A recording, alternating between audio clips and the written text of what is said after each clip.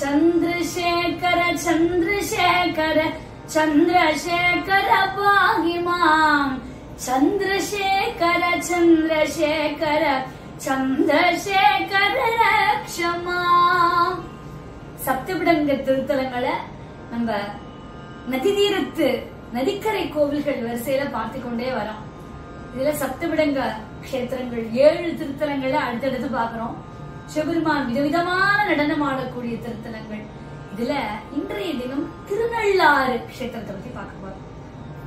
நாகவிடங்கர் திருநள்ளாறுல உண்மத்த நடனம் அப்படிங்கிற அற்புதமான நடனம். சுவாமி தர்பாரண்யேஸ்வரர், திருநள்ளாற்றீஸ்வரர், அம்பாள் பிராணேஸ்வரி, பிராணாம்பிகை, போகமார்த்த பூங்குலையாள், ஸ்தலவிருக்ஷம் தர்ப தீர்த்தம், நளதீர்த்தம், பிரமதீர்த்தம், வாணி தீர்த்தம், இது தவிர்த்து அன்ன தீர்த்தம், கங்கா தீர்த்தம். இந்த கங்கா தீர்த்தம்னா நளதீர்த்த கரையில் இருக்கக்கூடிய நலவிநாயகர் கோவில் இருக்கக்கூடிய கிணறு. அஷ்டதிக்பாலகர் தீர்த்தங்கள்னு 8 தீர்த்தங்கள் இருக்கு. புராண பேரே இந்த ஊருக்கு திருநள்ளாறுங்கிறது. ஞானசம்பந்த பெருமான் ரொம்ப அழகா பாடியிருக்க. அவர் மாத்திரமில்ல, திருநாவுக்கரசர், சுந்தரர் அனைவராலும் பாடல் பெற்ற திருத்தலம். இங்க இருக்கக்கூடிய ஸ்தல வரலாறு. இங்க தர்பாரண்யேஸ்வரர் சுயம்பு மூர்த்தியா அருள் பாலிக்கிறார். மூலவர் தர்பையில முளைத்த சுயம்பு மூர்த்தி. சிவலிங்கத்தின் மீது முளைத்த தழும்பு இன்னைக்கும் இருக்கு, பார்க்கலாம். இந்த சப்தவிடங்க ஸ்தலங்கள்ல ஒண்ணு. இந்த தலத்துல நந்தியும் பலிபீடமும் சுவாமிக்கு எதிர்க்கு இல்லாம கொஞ்சம் ஒதுங்கி இருக்கக்கூடியதான காட்சியை பார்க்கலாம். இந்த கோவில் சோழர்களால பெருசுபடுத்தப்பட்டது, கட்டப்பட்டது. சிவனுடைய தேவார பாடல் பெற்ற 274 சிவாலயங்கள்ல இது 115வது தேவார தலம். நமக்கு தெரியும், நளதமயந்தி கதிர நிஷத நாட்டு மன்னன் நளன் சேதி நாட்டு இளவரசர் தமயந்தியை கல்யாணம் பண்ணிக்கிறான். தேவர்கள் நாமும் ஆசைப்பட நளனை அவன் கல்யாணம் பண்ணிக்கிறத பார்த்து பொறாமப்பட்டு சனீஸ்வரன் நாட, சனீஸ்வரன் நளனுடைய தூய்மையான மனநிலையை அவர்களுக்கு உணர்த்த 7.5 வருஷம் அவனை பிடிச்சு துன்புறுத்துறார்.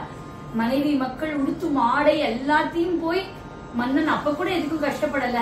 ஒரு கட்டத்துல திருநள்ளாறு தர்பாரண்யேஸ்வரரை நலன் வழிபடுறான். அப்ப சனி அவனை விட்டு போக அவனுடைய வேண்டுகோளின்படி இதே தரத்துல கிழக்கு நோக்கி அமர்ந்து ஈஸ்வர பட்டத்தோட சனீஸ்வரன் அப்படிங்கிற பெயர் தாங்க அருள்பாலித்தார். கிழக்கு நோக்கிய சனீஸ்வரன்கிறதுனாலையும் சிவனருள் பெற்றவருங்கிறதுனாலையும் இவரை வழிபட்டு சனியினால் ஏற்படக்கூடிய தொல்லைகள் நீங்க பெறலாம்ங்கிறது ஐதீகம். நலச்சரித்திரம் படித்தவர்களும் சனித்தொலை நீங்க பெற்று வாழ்வுல தன்னம்பிக்கை பெறுவதுங்கிறது நம்ம நலச்சரித்திரத்திலே நமக்கு தெரியும். இந்த தலத்துல நந்தியும் பலிபீடமும் சுவாமிக்கு எதிர்க்கு இல்லாம கொஞ்சம் ஒதுங்கி இருக்குன்னு பார்த்தோம் இல்லையா. இடையன் ஒத்தம், மாட்டு இடையன் ஒத்தம் ராஜாவனுடைய ஆணைப்படி கோவிலுக்கு பால் அளந்து கொண்டு வந்து கொடுப்பான். கணக்கன் அந்த பாலை தன்னுடைய வீட்டுக்கு அனுப்பி பொய் கணக்கு எழுதி இடையனையும் பயமுறுத்திட்டே வந்தான். செய்தியர் இந்த மன்னனுக்கு ரொம்ப கோபம் வந்தது. அப்ப இறைவன் இடையனை காப்பாற்றுறதுக்காகவும் கணக்கனை தண்டிக்கிறதுக்காகவும் வேண்டி தன்னுடைய சூலத்தை ஏவினார். அந்த சூலத்துக்கு வழிவிடுறதுக்காக இந்த கோவிலுடைய பலிபீடம் கொஞ்சம் விலகி இருக்கு. சூலம் அந்த கணக்கனுடைய தலையை கொய்தது. இறைவனுக்கு பகவான் காட்சி கொடுக்கிறார். இது சிவக்ஷேத்திரம் அப்படின்னா கூட சனி பகவானுடைய சந்நிதி ரொம்ப ஃபேமஸா இருக்கு. நவகிரக ஸ்தலங்கள்ல இது சனீஸ்வரன் ஸ்தலமா இருக்கு. இந்த தல விநாயகர் ஸ்வர்ண விநாயகர்ங்கக்கூடிய திருநாமத்தோட அருள்பாலிக்கிறார். திருமால், பிரம்மன், இந்திரன், திக்பாலகர்கள், அகஸ்தியர், புலஸ்தியர், அர்ஜுனன், நளன் முதலியோர் வழிபட்டு பேறு பெற்ற ஸ்தலம். கோவிலுடைய தென்புறம் இடையனார் கோவில் இருக்கு.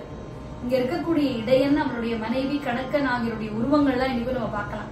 சனித்தொல்ல போனோன்னு நலதீர்த்தத்திலையும் முந்தைய சாபங்கள் போக பிரமதீர்த்தத்திலையும் கவிப்பாடும் திறன் பெற்ற வாணி தீர்த்தங்க கூடிய சரஸ்வதி தீர்த்தத்திலையும் நீராடி பிரார்த்தனை பண்ணுகிறார்கள் மக்கள்லாம்.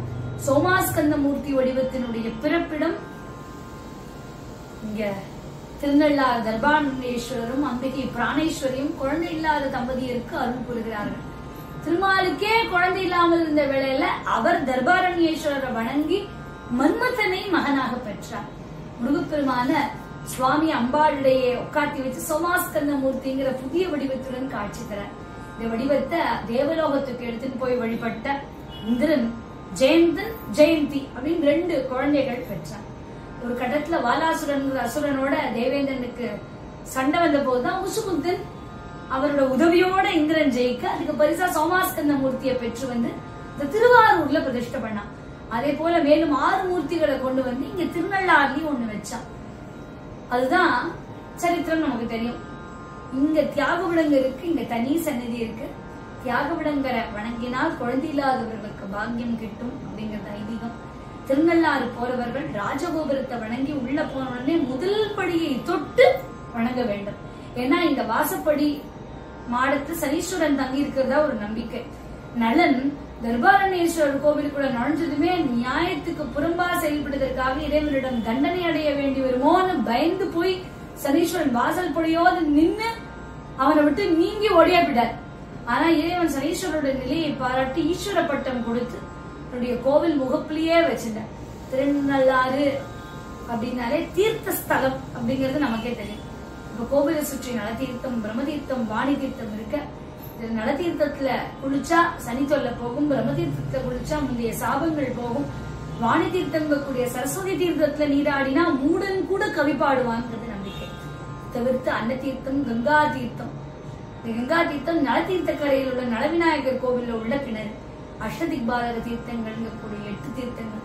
ஒரு காலத்து உலகிற்கு ஏதேனும் கேடு நேர இருக்குமானால் கங்கா, பிரம்மா மற்றும் நலதீர்த்தங்களுடைய நீர் சிவப்பா மாறிடுமா. இதுதான் ஒரு இண்டிகேஷன்.